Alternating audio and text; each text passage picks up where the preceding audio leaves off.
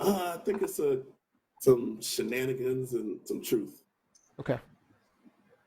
Um, the Washington football team had another incident involving Darius Geis.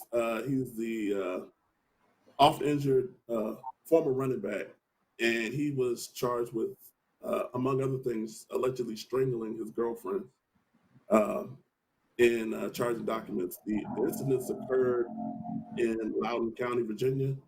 It took a while to get the information. It took a while for I guess I'm assuming his former girlfriend to I know. uh, to make a statement to Montgomery County Police, Montgomery County, Maryland.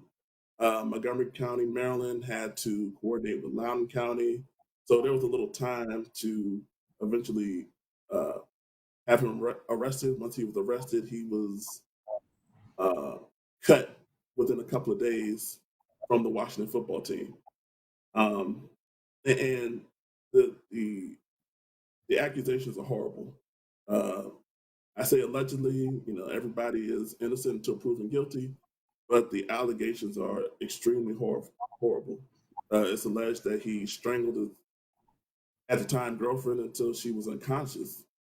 And when she woke up, he was crying. It was just a whole mess. So, Trying to wake her up, tapping her. yeah, tapping her like it's UFC or something. This is crazy. We didn't laugh.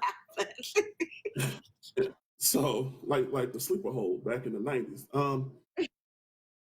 My first question is: should the Washington football team have allowed? Should they have let the legal process play out before they just immediately cut him? And if we have time, I do have a follow-up question. All right. So, I guess we can start with Rob. Cool. Thank you. At the end of the day, these players are employees of an organization. At the end of the day, these people are commodities who are there to bring in revenue. If someone does something that's damaging to your company, your branding, or your revenue stream, what do? You get rid of that element. You absolutely get rid of that element.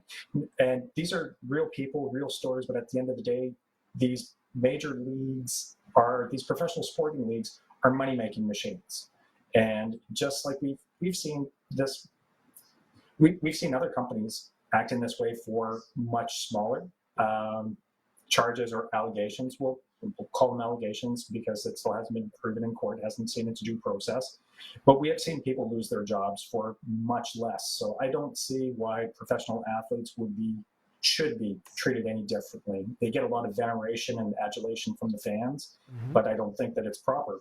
That doesn't give them, they should be treated the same way as everybody else. All right, Lizzie. A couple of things. One, I think, unfortunately for Mr. Geis, he decided to choke out his girlfriend during a time where the Washington team is trying to save face from another scandal. Okay, so back in July, if you guys recall, there were 15 former employees of the Washington team, former female employees of the Washington team, who came out and gave tales and made allegations about consistent, rampant sexual harassment from Washington football team brass, up from people that worked in the front office on down to the coaches. And so there's still